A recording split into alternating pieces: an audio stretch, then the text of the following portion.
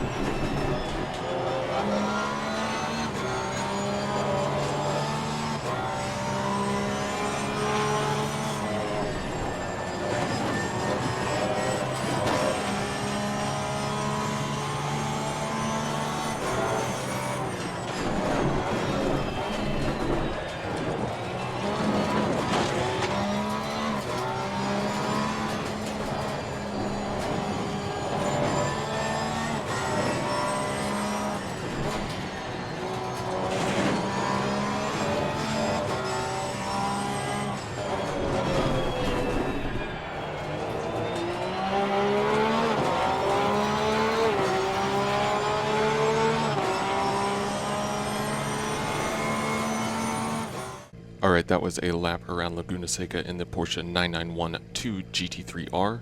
Let's see, a 121.7. We'll take a look at the timetable if you want to see the sector times to compare.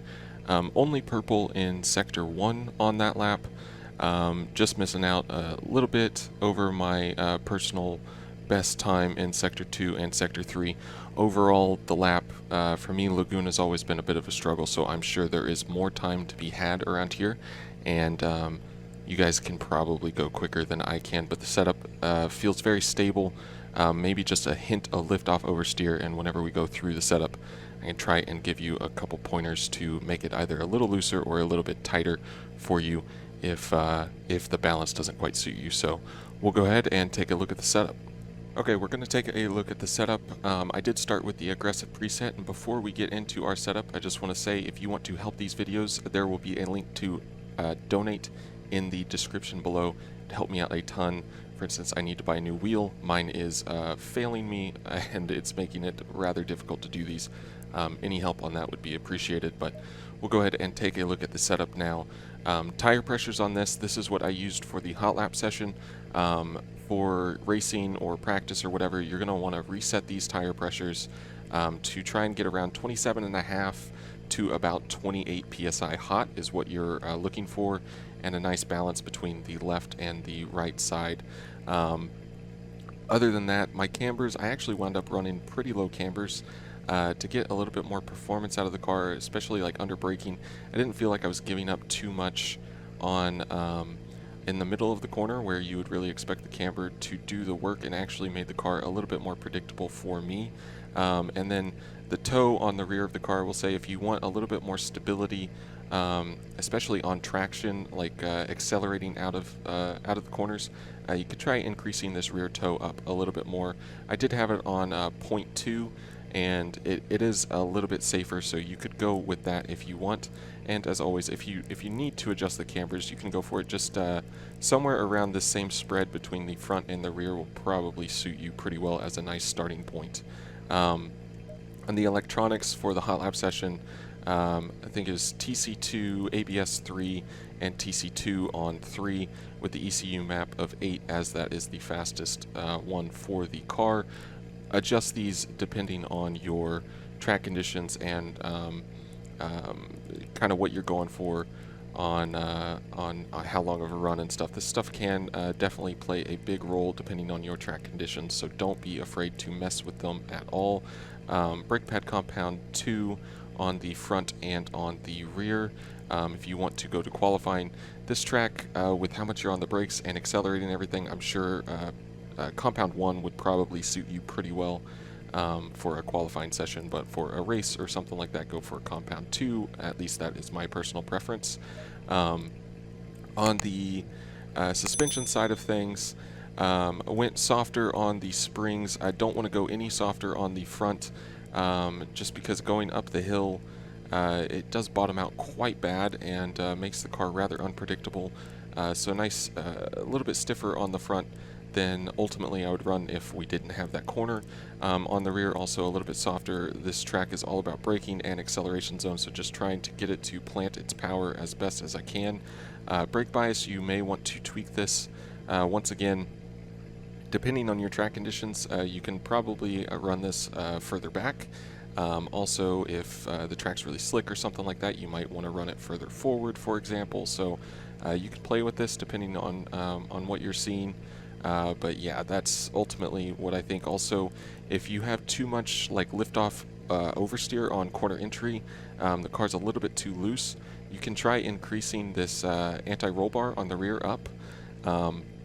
Should snug the car up a little bit on turn-in, but you may get a little bit of oversteer on corner exit because of it. So just kind of keep that in mind. You can also go for an increase on the rear preload, but it is kind of the same difference. You're gonna snug the car up a little bit on turn-in and potentially get a little bit more oversteer on corner exit. So it is a bit of a balancing act on that one, but definitely something you can play with if you want. On the dampers, really I think we just went softer on the rear bump and a little bit, or I think maybe quite a bit more on the rear rebound, just trying to tame the liftoff oversteer and keep the back a little bit more predictable, so we're not just shedding shedding all of our rear grip whenever we turn in, and then harder on the front bump as well. Over the aggressive preset, I'm pretty sure that's about it. Maybe the fast bump as well. On the aero side of things, really not a whole lot. We went up on the rear wing. On the ride heights, normally I would say increase this a little bit if you want to make the car a little bit looser, but it is extremely sensitive to ride height. So if you want to make the car a little bit looser, you can, but I would just do a millimeter at a time, basically. And also, instead of doing that, you might try the front by either increasing the splitter up a click or decreasing the ride height on the front by a click, and see if that changes it for you. You do need to keep in mind the corner going up the hill to the corkscrew. The front's already, you know, if you're really aggressive on that curb, any lower may kind of negatively affect you there, but you could definitely try it. Also, what you can do is you can just take a click of wing off. I did that. Really, it does loosen the car up, but you're not losing too much more performance otherwise. So if you are trying to get the car a little bit more pointy, you can go for that. On the opposite side, if you're trying to snug the car up, dropping the rear just 2 clicks really did make the car very, very, very stable if you're trying to learn the track, or you're new or something like that, or maybe you're just driving on a track that has a little bit less grip and you want to snug the car up. Dropping the rear ride height a little bit is going to help out a ton there. And you do have a click of front wing you could do, or a click of rear wing, I mean, you could add on. You can also raise the front a little bit to kind of null out the front and make the balance a little bit more equal, but I would go for lowering the rear first if that is what you're gonna be going for. So long-winded explanation there, but nevertheless I hope you guys got it. So again, if you do like these, giving the video a like does help me out a ton. It gets these videos out there to more people, which ultimately helps the channel, which helps me.